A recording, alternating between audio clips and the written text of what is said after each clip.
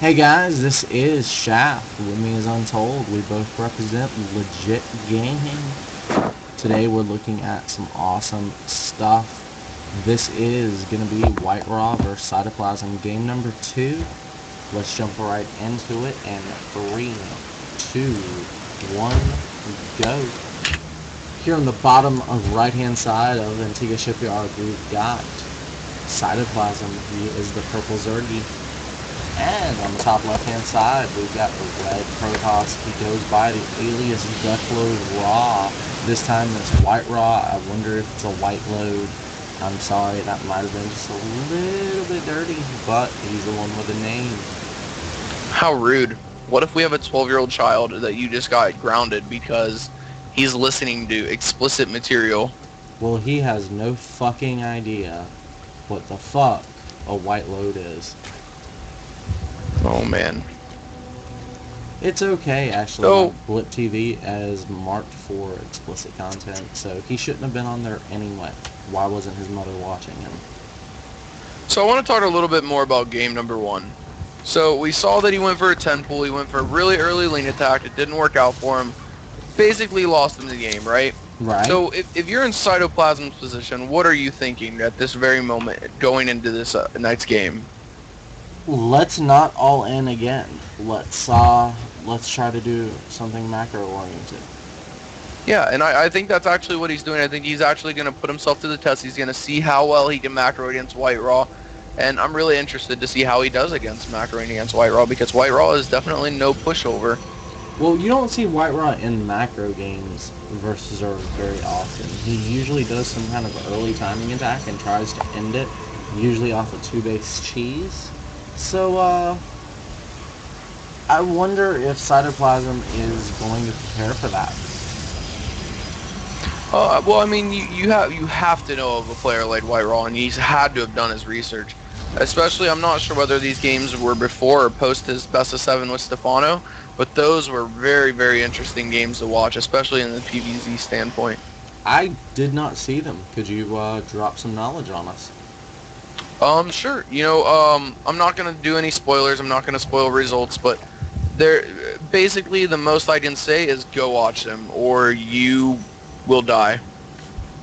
How recent are they? They're probably about a month or 2 back. So yeah. So they're very recent. Month, man. That's a lot of change. Yeah, but when you have a player like Stephano and White Raw, it's bound to be a classic. I see. Okay, so we've got 2 gas now for White Raw. He is working with a Nexus, and I'm not sure like what he's got the 2 gas going, but he's got no guys mining at his Nexus. He's now got 2 mining, but not bothering the Maynard. I guess that's just personal preference. He does get that probe away from the rings, so really awesome stuff there. Yeah, I'm actually surprised he was able to get that away. It's very good. That's all I can really say is that's very good.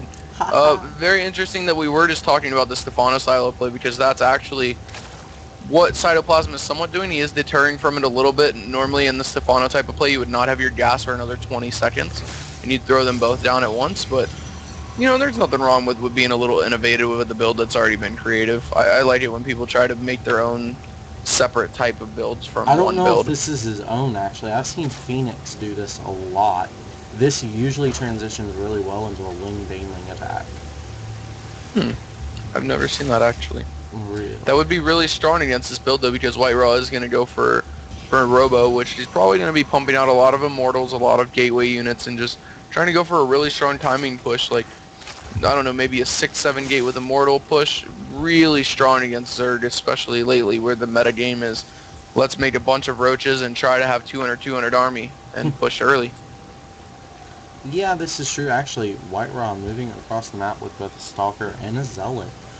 Yet sends the Zealot back past the Zelnaga. I don't know what's up with that. What do you think's going on here with this early harassment? I think this is actually really genius, because what White Raw is thinking is he's thinking, okay, in the current metagame, from the Zerg point of view, you want to drone as heavily as possible. You don't want to make units. You want to drone, you want to play defensive, you want to get this big economy up so that when your opponent does attack, you can overwhelm them with units. And what he's doing with this Stalker is he realizes that, okay, if he is going for this build, he's not going to have speed yet, he's not going to have a lot of units, I can poke him with the Stalker and do some free damage. Fair enough, dude. Fair enough. Actually, right now we have our Zerg McPherson. He is 19 drones ahead. Yep, he's just droning really, really heavily, which is very smart in this matchup. Macro hatch going down, as well as an evolution chamber layer finishing up now. I would say the timing attack for that Baneling has passed, but it will be interesting to see what he goes into. Perhaps Ling Mutalisk? I'm not really sure. But we've got White Raw with a probe hidden here on the ledge right next to the third of a Zerg player. This could be bad. He is actually going to go for a 7-gate with Immortal. He already has +1 weapons. He's getting +1 armor. He's getting a Warp Prism. White Raw is really famous for his Warp Prism micro. Very famous for it. He can micro Immortals all day, every day if he wants to. He just plays it very well. Why and I'm really is there a fascinated. pylon going down as well as the Warp Prism? And actually, this pylon is discovered and going to be cleaned up. If I had to say that the pylon was for anything, I would say it's for more of a second route. If the Warp Prism does get picked off, he still has a way of supplying his army and reinforcing it. Fair enough, fair enough. Okay, the pylon does go down. White Raw moving across the map with his army. It's rather small right now. If Cytoplasm could get out a couple more lanes, he could turn this engagement to his favor. Absolutely. Yeah, that's It's pretty interesting the Cytoplasm is actually just evacuating the third, which can be smart. I like that he's, because the major rule of thumb, the higher you get in this game is, if you can't save a base, don't waste anything to save it. Why did he leave his guys on gas is my question. Do you think he wants White Raw to think this was because he just wants for that gas? massive number of Mutalists that he just went to create. Okay, so that was sacrificial, but Basically, well planned. yeah. I understand. Okay, cool deal. So, bunch of Mutalists, bunch of Lings. There's a lot of Spine Crawlers as well. This is gonna get interesting. Yeah, absolutely. The only thing that I would be more so worried for would be Cytoplasm, unless he can engage perfectly with these Spine Crawlers. The main reason I say that is White Raw's micro is, for lack of better words, impeccable. He has a lot of Immortals, he has a couple Zealots, he's got a ton of Sentries, he's got Stalkers. This is a really strong army. You see him push into the Spine Crawler wall, he's pulling drones, he's got Queens. They're all trying to salvage and save. Meanwhile, trying to attack White Raw's base with these Mutalists. What time are you at right now, bro? I'm at 11:50. Okay, I'm gonna pause it here at 12:05 and let you catch up to me. I think I've somehow got ahead of you. I'm at 12:01, 12:02, 12:03, 12:04, and 12:05. All See right. White Raw using, or not White Raw, you see Cytoplasm using these Mutalists to pick Did off you these pause sentries? at 12:05? No, I kept going. Oh, well, pause it. Okay. What time are you Alright, I'm at 12:17. Oh, 12:17? Mm-hmm. Okay, let me catch up. Just tell me when to press play. Alright, 3, 2, 1, go. Okay, so he's targeting down the Warp Prism. That's going to be the end of White Raw's attack, but these Stalkers are going to trade themselves for some Mutalists. That's a really good trade for White Raw. Yet more Mutalists are going to be catching White Raw's units, yet the Mutalists are going to flee as reinforcements come for the Protoss player. Cytoplasm is pretty much making the best out of a bad situation. He's cleaning up the attack. The only problem is that White Raw did so much economical damage that White Raw could pretty much do whatever he wants at this point. He's ahead on income, he's ahead not by a lot of harvesters, but he is ahead nonetheless, and that's never a position you want to be as an economical race like Zerg. Absolutely. Also, Zerg does not have his third base. He does still have a macro hatch, however, so things are not as grim as they could be. But not having that third base will prove rather difficult for Cytoplasm. Absolutely. I like the fact that he had a lot of queens to kind of try to save his main or his natural, and it did actually help a lot. If he didn't have those queens there, I'm pretty sure he would have just lost the game. Transfuse was key on those spine crawlers. Oh, and these mutas are poking right by the observer. He just... Oh, and he does see it. Oh.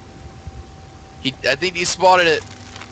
He doesn't have an overseer. Oh, he's morphing one now. If he could actually stop that observer and stop White Raw from getting entirely into his base and seeing all of his tech, he could be in a really good spot, actually, because he can just be really annoying with this massive number of mutas.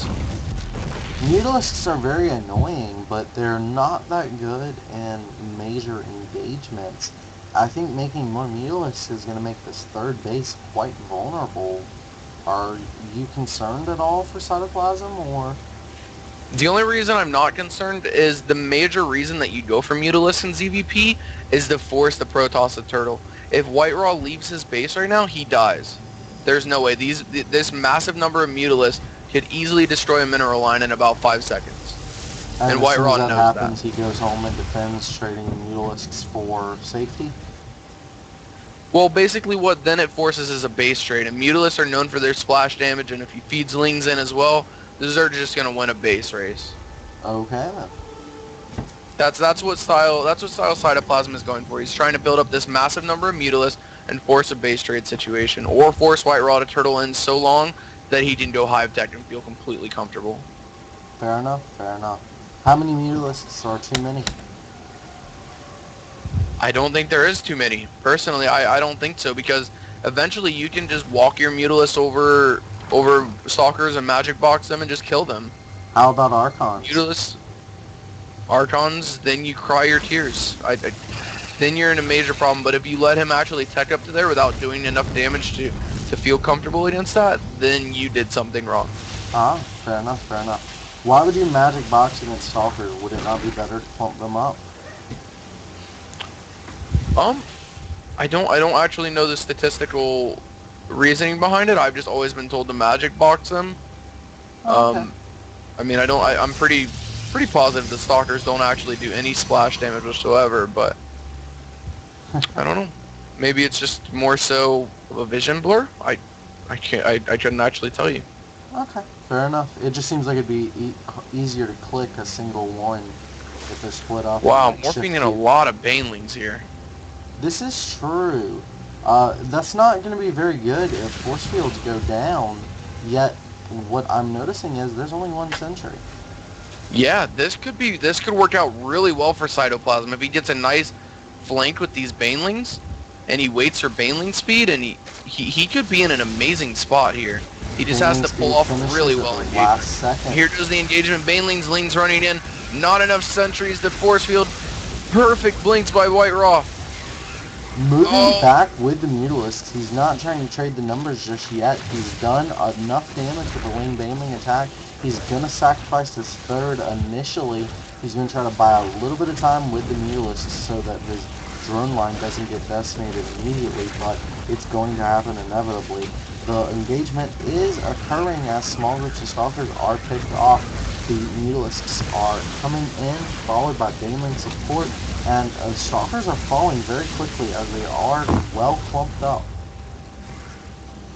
Yeah, I think White Raw had beautiful micro there. He realizes that, with these blink, I can do a marine split on steroids. There's nothing that these Banelings can do. They can't bounce like Sonic the Hedgehog. They can't do anything. They have to come to me. But actually, the biggest part of this, though, is these mutas are playing such a huge role in Cytoplasm's army, being able to pick these Stalkers off. These upgrades are just too much, and they're just too big of a flock for White Raw to do anything about it. He's up to 18 mutas, making more, still going strong, and White Raw's in a lot of trouble here. Flyer attack just now finishing up. This is pretty epic stuff from Cytoplasm. This is going to make the score 1-1. Cytoplasm actually taking a macro game off White Raw. Yeah, very well played. I really like this Muta style. I like that he used it. This style is very, very popular by Slush. This is the first pro player that I saw really use this Muta-Ling-Baneling style and really make it work for him. And I really like it because it's innovative, it's different from the standard, and it requires a lot of heavy micro and even macro to do very well with. How would a viewer make this work for themselves? Copy a build down to the T and practice your Muta control. It has nothing to do with, say, decision making or anything like that. I believe that's a kind of a confusing question for the main reason of everything about Zerg is decision making, as far as making drones, making units. Every single part of it is reactionary. So just the race as a whole of Zerg is decision making. Well, okay, That's what makes let me be more StarCraft a great specific game. with my question. How? Okay. When do you know to base race and when do you know to defend? If you can't fight their army straight up with your army, you base race. Okay. If you know that's an army that you can't take or you think you can't take, base race. That's just what these mutas are for. They're here to be this big bird and enforce the Protoss and Turtles so heavily. I see. And it Now you has just see them worked. waltzing right in. White Rod dropping the GG well played and leading the game. Cytoplasm taking his win. I have to admit, I'm pretty shocked. After the last game of Cytoplasm, I did not think that he would even come close to taking the game off of White Raw. Hey, shock But is he- good. Prove me a liar. Hell yeah, you're a liar. Fuck you. Bye.